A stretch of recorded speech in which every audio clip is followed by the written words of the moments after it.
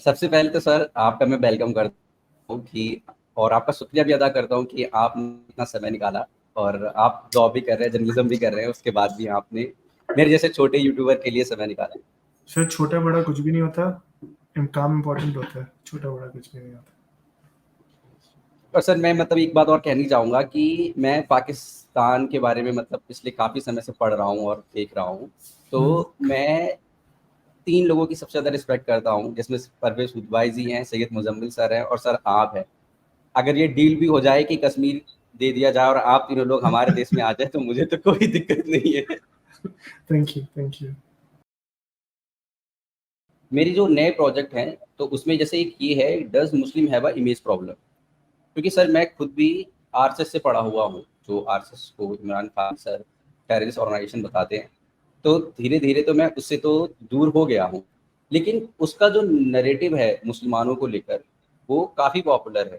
اور وہ جب یہ کہہ رہا ہے کہ یہ جو مسلمس ہیں ان کی جو امیج ہے انڈیا میں وہ بتا رہا ہے کہ فرانس میں بھی ہے، ہر پرابلم کو سمپلیفائی کر رہا ہے، سویڈن میں بھی ہے. تو کیا سر یہ جو ٹاپک ہے اس پہ کیا آپ بات کرنا چاہیں گے اگر آپ کے پاس ابھی سمے ہے تو؟ ہاں دیکھیے، مسلمانوں کو یا ان کے موجودہ حالات کو سمجھنے کے لیے آپ کو دیکھنا پڑے گا کہ اسلام کھڑا کہاں سے ہوا. اسلام کھڑا ہوا ماڈرن ڈے سعودی عرب سے، جیسے آج سعودی عرب کہتے ہیں، اس وقت عرب کہا جاتا تھا، عرب پیننسولا. اسلام جب اپنے عروج پر تھا اور وہ وقت تھا کہ جب رسول اللہ دنیا میں موجود تھے، ان کے جانے کے بعد اسلام میں آپ دیکھتے ہیں کہ ڈویژنز ہو گئے، یا اسلامی پہلے وہ پولیٹیکل ڈویژنز تھے، اور آہستہ آہستہ ہمیشہ یہ ہوتا ہے کہ ڈویژنز بہت چھوٹے چھوٹے بنیاد پر ہوتے ہیں.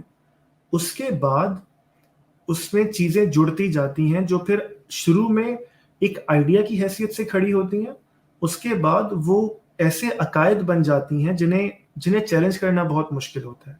تو اگر آپ مسلمانوں کی تاریخ پڑھیے تو شروع میں آپ دیکھیں گے کہ حضرت عمر کے زمانے میں جو اسلام کے دوسرے خلیفہ تھے، سیکنڈ کیلف تھے، انہوں نے بہت سارے اسٹیٹ کو چلانے کے لیے انسٹیٹیوشنز بنائے. آج بھی ان کی بہت ساری چیزیں ہم آگے لے کے جاتے ہیں پوری دنیا میں. اس کے بعد آپ گولڈن ایج کو دیکھ لیجئے. پرابلم وہاں سے شروع ہوا کہ جب جو پہلے ٹریڈیشنل نیریٹو جسے آج سمجھا جاتا ہے، جب تک ان آئیڈیاز پہ بحث ہوتی رہی تب تک مسلمان ترقی بھی کر رہے تھے، وہ جس نیشن میں جاتے تھے اس کا پارٹ بھی بنتے تھے. لیکن اس کے بعد جب ٹریڈیشنل نیریٹو عقیدے کی حیثیت اختیار کر گیا، آئیڈیاز اس میں سے نکل گئے تو وہ ڈوگما بن گیا. اس کے بعد جو جس طرح لکھا ہوا ہے اس کے کانٹیکسٹ کو دیکھے بغیر، اس کے حالات کو دیکھے بغیر، اس کے پیچھے کے تھاٹ کو دیکھے بغیر، الٹیمیٹلی ہمارا ڈسکورس اس طرح ڈیولپ ہو گیا. اگر آپ اس وقت کے گولڈن ایج کے بعد جو ہمارے علماء ہیں، اور علماء لرنڈ اسکالرس کو کہتے ہیں اردو میں یا عربی میں، اگر آپ ان کا کام بھی دیکھیں تو ان کا پھر مقصد یہ ہو گیا، ان کا کام اس طرح کا ہو گیا کہ وہ دین کو، مذہب کو انڈیویجول آئٹم سے لینے کے بجائے ایک کلیکٹیو آئٹم کی حیثیت سے دیکھنے لگے. قرآن کی کچھ چیزوں کو مس انڈرسٹینڈ کر کے، یا رسول اللہ کے کچھ کاموں کو مس انڈرسٹینڈ کر کے. وہاں سے یہ بنیادی بحث کھڑی ہوئی کہ مسلمان ہیں کیا؟ مسلمان صرف مسلمان ہیں، یا مسلمان کسی نیشن میں جا کے اس کا پارٹ بھی بن سکتے ہیں؟ اور دوسرا مسئلہ جو اس میں سب سے بڑا کھڑا ہوا کہ مسلمانوں نے خلافت کو، اپنے کیلیفیٹ کو ایک دینی بنیاد سمجھ لیا، دینی فنڈامنٹل سمجھ لیا، جو کہ میرے نزدیک نہیں ہے. اگر آپ قرآن بھی پڑھیے تو آپ کو کہیں اس کا شائبہ نہیں ملے گا. اگر آپ رسول اللہ کی ساری زندگی پڑھ جائیے، ان کے ساری سینگز پڑھ جائیے، انہوں نے کبھی اس کا نام تک نہیں لیا. ایک پولیٹیکل پرابلم شروع ہوا جو بعد میں یہ شکل اختیار کر گیا کہ نہیں، یہی نظام ہے جو ہم نے اپنے پاس بھی نافذ کرنا ہے اور دنیا میں بھی نافذ کرنا ہے. تو میرا خیال ہے یہاں سے اس آئیڈینٹی پرابلم کا مسئلہ شروع ہوا. تبھی آپ یہ صرف یہاں نہیں دیکھتے پاکستان میں، آپ اس کو between the lines Indian Muslims میں بھی دیکھتے ہیں، آپ انہیں بٹوین دا لائنز پاکستان کے علاوہ دوسرے ملکوں میں بھی دیکھتے ہیں. اور کیونکہ نیشن اسٹیٹ ایک نیا کانسیپٹ ہے، اس کے ساتھ بھی ہمارے علماء جڑ نہیں پائے، ہماری عوام جڑ نہیں پائی. تب سے یہ بحث سمجھیے کہ بڑھ گئی کہ کیا اس نیشن اسٹیٹ کے ساتھ چلا جا بھی سکتا ہے یا نہیں. اور یہی تھاٹ پھر آپ کو، جیسے میں نے پہلے عرض کیا تھا، یہی تھاٹ پھر آپ کو پاکستان کے بننے میں بھی نظر آتا ہے کہ کیا ہم وہی اسلامک اسٹیٹ بنیں گے یا خلافت کا نظام بنائیں گے جو تھاٹ ہمارا کنٹمپریری ہے، یا ہم نیشن اسٹیٹ کے ساتھ چلیں گے. تو اس کو آج کے لینس سے دیکھنا میرا خیال ہے اس پورے مقدمے کے ساتھ انصاف نہیں ہوگا. اس کو اگر آپ ٹریس بیک کر کے پوری تاریخ کو مسلمانوں کے سامنے رکھیں گے تو آپ کو نظر آئے گا کہ آئیڈینٹی پرابلم ہے. تو سر میں تھوڑا سا نا ڈیولس ایڈوکیٹ بنتا ہوں یہاں پر. جو آر ایس ایس کی آرگیومنٹ ہے وہ میں آپ کو دیتا ہوں. تو جیسے ان کا کیا ہے کہ ہماری کتاب میں بھی ہے، آپ کو شاید نہ پتا ہو، کہ چوری کی سزا اس ہندو دھرم میں بھی ہاتھ اور پیر کاٹنا ہی ہے. پر ہمارا جو سب سے زیادہ فنڈامنٹل گروپ بھی ہے آر ایس ایس، وہ بھی نہیں کہتا کہ چوری کی سزا یہی ہونی چاہیے. پر ضیاء الحق سر نے تو یہ ایسا کیا تھا. اور ہم یہ دیکھ رہے ہیں کہ انڈیا میں بھگت سنگھ کو بہت ہی زیادہ کمیونسٹ سے لے کر آر ایس ایس والے سارے لوگ ان کو پریز کرتے ہیں، جبکہ وہ اوپن ایتھیسٹ تھے. ہم دیکھتے ہیں کہ مسلم سوسائٹیز میں ایسا نہیں ہے کہ وہاں کوئی ایتھیسٹ ہے یا پھر کرٹیکس ہے جو اسلام کا، اس کو پریز کیا جا رہا ہو اس کے کام کے لیے.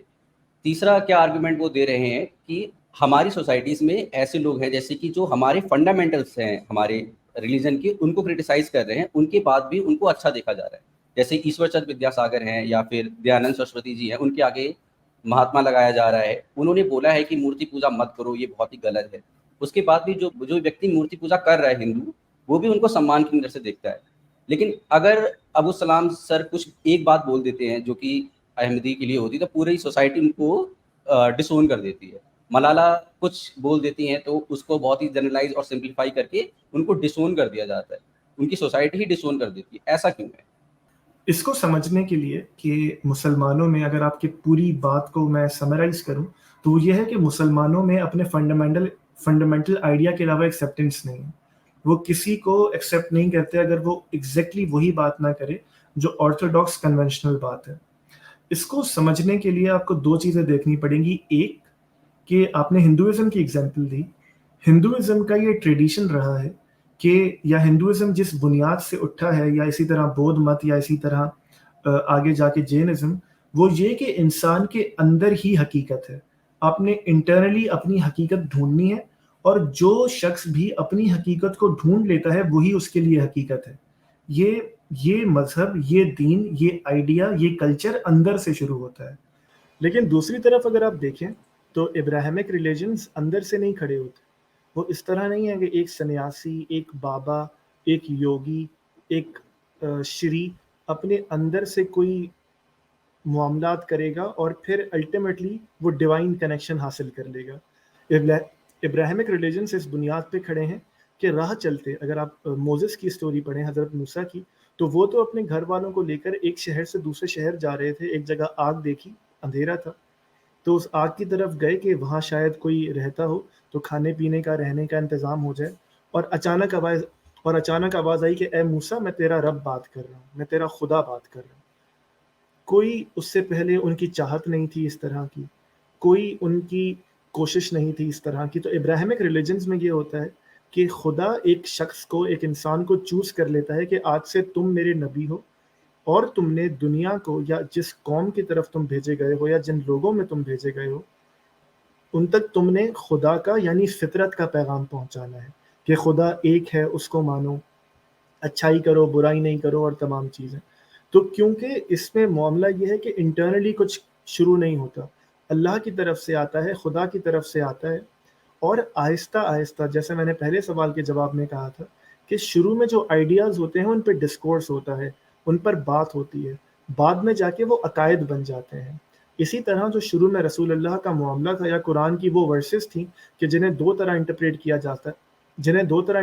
جاتا ہے. ایک طرح یہ کہ جہاں نان مسلمز کے بارے میں بات کی گئی ہے وہ ہمیشہ کے لیے ہے، وہ دنیا کے ہر نان مسلم کے لیے ہے، وہ ہر اس آئیڈیا کے لیے ہے جو اسلام میں کنونشنل آئیڈیا سے دور ہو کے بات ہو.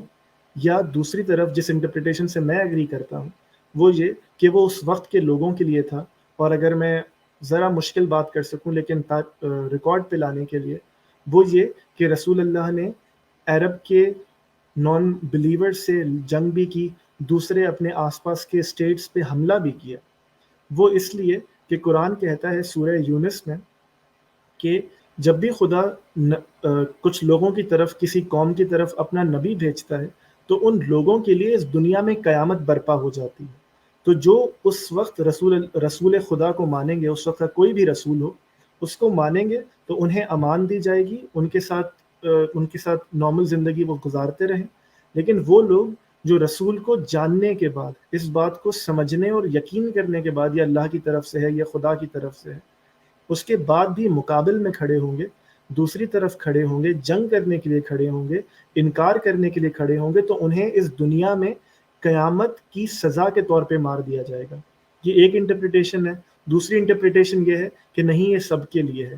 اس لیے جو یہاں سے بنیاد اٹھی کہ اگر رسول اللہ نے لوگوں کے ساتھ یہ معاملہ کیا تو اس وقت بہت سارے لوگوں نے فتح مکہ کے موقع پہ، دوسرے مواقعوں پر اسلام قبول کر کے صرف زبان سے اپنی جان بچا لی. اور اس کے بعد جب انہوں نے اسلام چھوڑا تو جو رسول اللہ کے کمپینینز تھے، کیونکہ وہ اسی ٹریڈیشن کو کیری کر رہے تھے، اور قرآن کہتا ہے کہ یہ صرف رسول اللہ کے ساتھیوں نے ہی کیری کرنا ہے، اس کے بعد کسی نے کیری نہیں کرنا. تو ان لوگوں نے جب ان لوگوں کو مارا، اس پہلی سزا کے طور پہ کچھ مسلمانوں نے اس کو اسی طرح دیکھا جیسا کہ وہ ہے، کچھ نے، چونکہ جو ہمیشہ ہر آئیڈیا میں پرابلم پیدا ہو جاتی ہے کہ بعد میں اسے لٹل سینس میں لینے لگتے ہیں لوگ. تو جب لٹل سینس میں لینا شروع کیا کہ نہیں، جب بھی کوئی اسلام چھوڑے گا، جب بھی کوئی اسلام کے مخالف بات کرے گا، جب بھی کوئی کنونشنل آئیڈیا سے ہٹے گا، تو اس سے الٹیمیٹ تو اور پسندیدہ تو یہ ہے کہ مار دیا جائے. لیکن کیونکہ اب وہ نہیں کیا جا سکتا تو اس سے کنارہ کشی اختیار کر لی جائے. تو یہ پرابلم میرا خیال ہے الٹیمیٹلی قرآن کی اور رسول اللہ کی زندگی کی غلط انڈرسٹینڈنگ سے پیدا ہوتا ہے. تو جیسے سر آپ نے نا ابراہمک ریلیجن کی بات کری، جو سمسیایں اسلامک کنٹریز میں یا مسلم کنٹریز میں آ رہی ہیں، وہ سمسیایں کرسچن کنٹریز میں کیوں نہیں آ رہی؟ اگر وہاں پہ رینیسانس ہو پایا ہے تو اس کو رینیسانس کو ہونے میں لگ بھگ 1600 سال لگے، تو کیا ایسا رینیسانس اسلامک کنٹریز میں یا مسلم کنٹریز میں کیوں نہیں ہوا، اور کیا یہ ہونے والا ہے؟ آپ نے سوال کیا کہ کرسچینٹی کیوں ریفارم ہو سکی اور اسلام کیوں نہیں ریفارم ہو پا رہا. آپ اگر دیکھیے تو کرسچینٹی کی اپنی تاریخ ہے نان ریفارمیشن کی، اس حد تک ظلم کی کہ وہ جس کو چاہے وچ کرافٹ کہہ کر، جس کو چاہے کچھ بھی وچ کہہ کر، اپوسٹیٹ کہہ کر مار دیا کرتے تھے. اس کی بہت لمبی تاریخ ہے.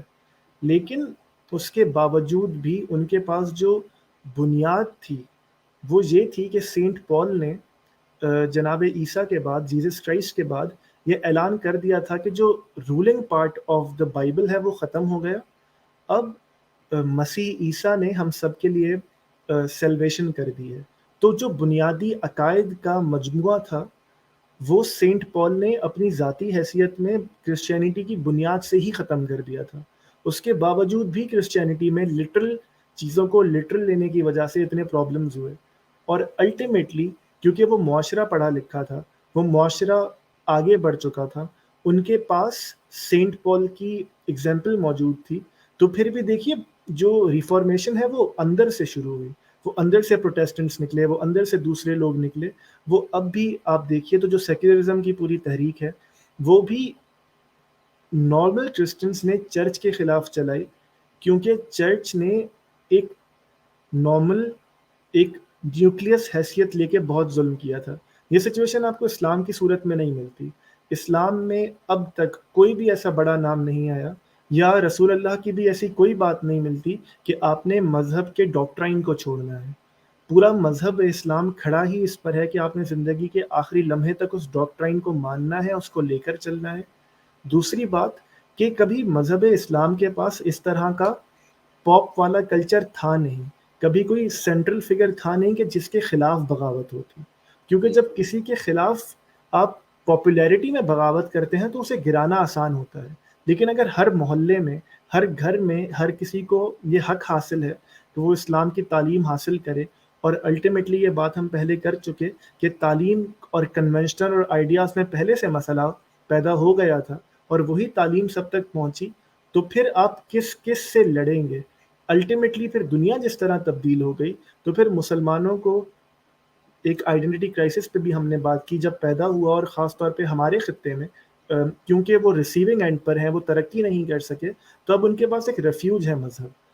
اب جب بھی آپ اس ریفیوج کو، اس چھت کو ہٹانے کی کوشش کریں گے تو ناکامیاب ہوں گے. یہ چھت اگر ہٹے گی، اس میں تبدیلی آئے گی، اس میں بہتری آئے گی، تو وہ باہر سے کبھی بھی نہیں آئے گی، وہ اندر سے آئے گی. وہ اندر سے مسلمان اٹھیں گے، آوازیں اٹھیں گی جو بات کریں گی، اور اٹھی بھی ہیں. آپ علامہ اقبال کو دیکھ لیجئے، آپ سر سید احمد خان کو دیکھ لیجئے، پاکستان کے کانٹیکسٹ میں آپ غلام احمد پرویز صاحب کو دیکھ لیجئے، پھر آپ اگر جو لوگ اس تاریخ سے واقف نہیں ہیں انڈیا کی، ان میں آپ حمید الدین فراہی کو دیکھ لیجئے، امین احسن اصلاحی کو دیکھ لیجئے، مولانا مودودی کو دیکھ لیجئے، جاوید احمد غامدی کو دیکھ لیجئے، حتیٰ کہ انڈیا میں وحید الدین خان صاحب کو دیکھ لیجئے. تو یہ اس طرح کی آوازیں ہمیشہ اٹھتی رہی ہیں، انہیں کبھی پاپولیرٹی نہیں ملی، لیکن پھر بھی ان کا کام یہی تھا، اور جو انہوں نے کیا کہ اپنی بات کو دلیل کے ساتھ واضح کرتے جائیں. جب بھی عوام اس شعور کی سطح پر پہنچے گی، تبدیلی ضرور آئے گی، بہتری ضرور آئے گی. اور اس بہتری سے مقصد میرا یہ نہیں ہے کہ وہ قرآن سے ریوولٹ کر دیں گے، میرا مقصد یہ ہے کہ وہ قرآن کے ایسنس پہ چلے جائیں گے واپس، جو کہ میری نظر میں ان تمام پرابلمس کا سولوشن دیتا ہے. تو سر جیسے کہ ابھی ایران میں، کیونکہ سنی میں تو کوئی کلیرک فگر نہیں ہے، پر شیعہ مسلمانوں میں کلیرک فگر رہتا ہے. تو ایران میں جو پروٹیسٹ ہوئے ہیں پچھلے دنوں میں، اور میں ان سے کافی جڑا بھی رہا ہوں سوشل نیٹ ورکنگ سائٹس کے تھرو، تو کیا آپ کو لگ رہا ہے کہ اگر سنی مسلمانوں میں یہ جو سمسیایں ہیں ان میں جانے میں زیادہ ادھک سمے لگے گا، پر شیعہ مسلمانوں کے بیچ یہ سمبھاونا زیادہ ہے کیونکہ ان کے پاس ایک کلیرک فگر ہے؟ کیا ایسا ہے؟ اس کو سمجھنے کے لیے بھی آپ کو شیعہ کو اس کی بنیاد سے دیکھنا ہوگا. اگر آپ شیعہ کو دیکھیں تو جو سنیوں میں، اہل سنت میں اور اہل تشیع میں جو بنیادی فرق ہے، جو بنیادی ڈفرنس ہے، وہ امامت کا ہے. شیعہ یہ سمجھتے ہیں، یہ مانتے ہیں کہ رسول اللہ کے بعد خدا اپنی طرف سے امام اپوائنٹ کرتا ہے، جو اس دنیا کو چلاتے ہیں، جو اس دنیا کو مینج کرتے ہیں، اور اگر وہ موجود ہوں تو حکومت کا حق بھی ان کو ہے. تبھی وہ اپنے آخری امام، 12ویں امام مہدی کا انتظار کر رہے ہیں، جو الٹیمیٹلی آ کے دنیا میں پیس قائم کریں گے اور اپنی حکومت بنائیں گے. جب ایران میں انقلاب آ گیا، اور آپ اس وقت کی بحثیں پڑھیں تو یہ بہت بڑی مذہبی بحث بن گئی تھی کہ حکومت کا حق تو امام کے پاس ہے، اب جب تک امام نہیں آئے تب تک کیا کریں. تو پھر اس موقع پر ایک نئی آئیڈینٹی، ایک نئی حیثیت بنائی گئی ولایت فقیہ کی. اس کا مطلب ہوتا ہے نائب آف دا امام، ریپریزنٹیٹیو آف دا امام، سب امام آپ اسے کہہ لیجئے. کہ جب تک امام نہیں آتا، ایک ایسا شخص جو سب سے زیادہ لرنڈ ہوگا، اور اس کے کچھ اور بھی پوسچولیٹس ہیں، وہ امام کی حیثیت کی جگہ امام کے سبسٹیٹیوٹ کے طور پہ ہمیں رول کرے گا. تو جو آپ کا سوال تھا وہ یہ کہ کیا شیعہ میں کیونکہ ایک فگر ہے تو وہاں تبدیلی جلدی آئے گی؟ وہاں اس لیے نہیں آئے گی میرے خیال میں، اگر ہم اس کے نیگیٹو اسپیکٹ پہ بات کریں، کہ شیعہ مجالس جو ہوتی ہیں محرم میں، آپ دیکھیے اس کے علاوہ بھی شیعوں کا یہ ٹریڈیشن ہے، اہل تشیع مسلمانوں کا، کہ وہ بچے کو بچپن سے ایک کے بعد ایک مجالس میں ایجوکیٹ کرتے رہتے ہیں. جب وہ ایجوکیٹ کرتے ہیں تو وہ آئیڈیاز آپ کے اندر انٹرینچ ہو جاتے ہیں، مذہب آپ کی ذاتی زندگی اور روزمرہ زندگی کا حصہ بن جاتا ہے. اس سے دور کرنا بہت مشکل ہے.